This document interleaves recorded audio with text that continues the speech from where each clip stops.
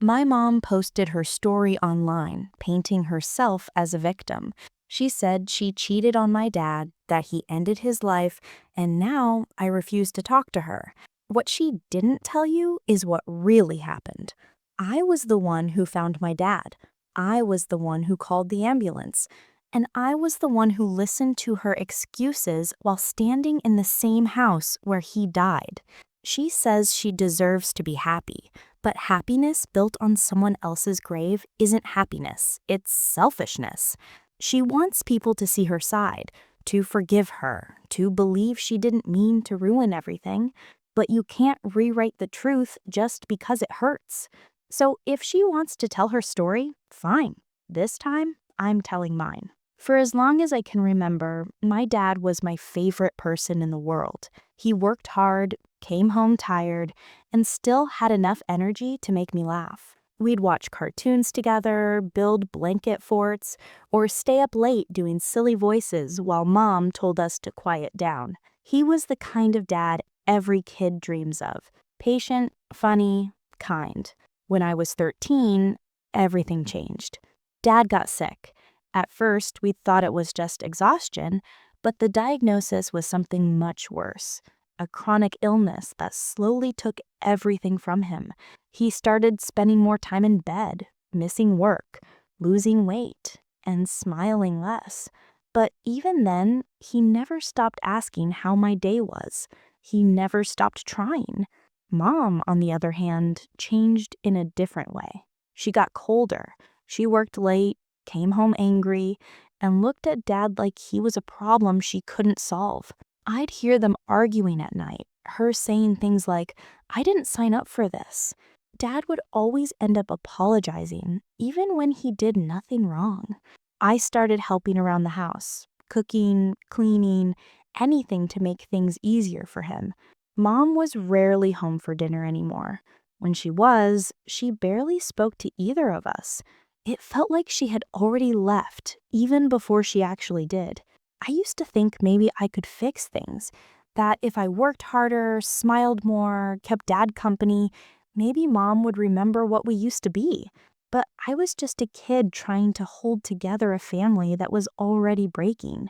I'll never forget the night I found out about the affair. Mom had left her phone on the kitchen counter while she was getting ready for work. It buzzed a few times, and I didn't mean to look, but something made me check. The message was from someone named Jake. At first, I thought it was a coworker, but the way he wrote to her, "Can't wait to see you tonight," it didn't sound like work. Then I scrolled up, and my stomach dropped. There were pictures, messages, things I didn't even want to understand. She called him the only person who really gets me. I remember standing there frozen, reading line after line until it felt like the floor disappeared. When she came out of her room, I asked her, "Who's Jake?" She looked at me, sighed, and said, "You'll understand when you're older." That was it. No apology, no denial. Just a shrug, like she hadn't just destroyed everything. After that, things got worse. Dad found out a few weeks later. I don't know how. Maybe he saw the messages too. I could hear them fighting from my room. He begged her to stay, to go to therapy, to fix things. She told him she couldn't live like that anymore, and then she left. I remember the day she packed her things. She kissed my forehead, said she'd call, and walked out like it was nothing. Dad sat on the couch for hours, staring at the door, like if he waited long enough, she'd come back, but she never did. That's when he started to fade. Not just physically, but in spirit. He still smiled when I came home, still asked about school, but I could see the pain in his eyes. He'd whisper things like, maybe if I weren't sick, she'd still love me. I told him that wasn't true, but deep down, I think he believed it. And that belief that maybe he wasn't enough was what finally broke him. The day everything ended started out completely normal. It was a Thursday. I went to school, had lunch with my friends, laughed like everything was fine. If I had known what was waiting for me at home, I would have never left that morning. When I walked through the door, the house was quiet, too quiet. Dad always greeted me when I came home. even if he was resting. I called out his name. No answer.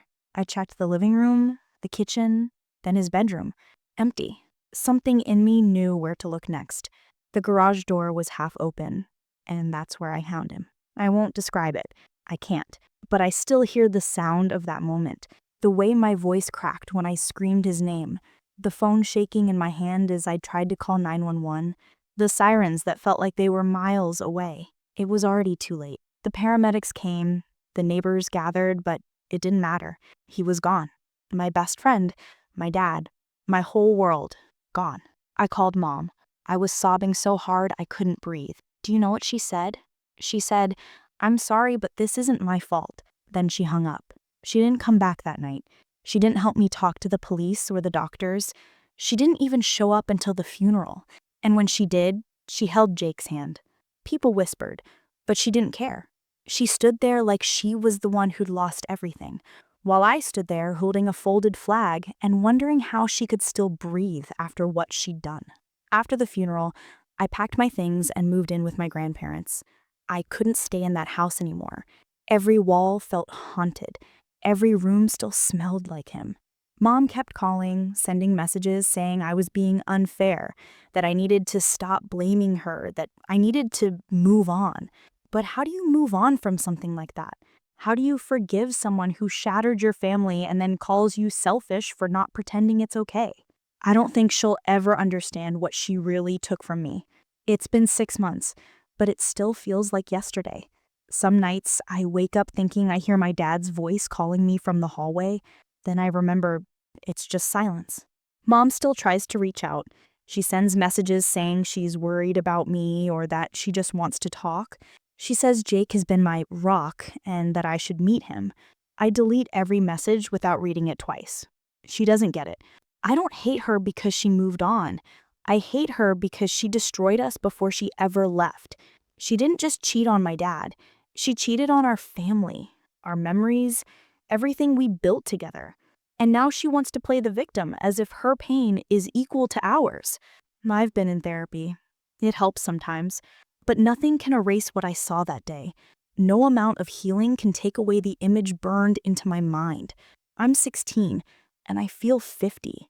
Grief aged me in a way time never could. My grandparents say I'll forgive her someday, that forgiveness is part of healing. But forgiveness isn't forgetting. It's not pretending what she did was okay. It's just learning to live without closure. Maybe one day I'll stop crying when I think about him. Maybe one day I'll stop blaming myself for not getting home sooner. But I'll never forgive her for making me believe love could look like that. So if my mom's out there still trying to tell her story, let her. Let her keep rewriting it until she believes it herself. But this is mine. And in my story, she's not the victim. She's the reason I lost my hero.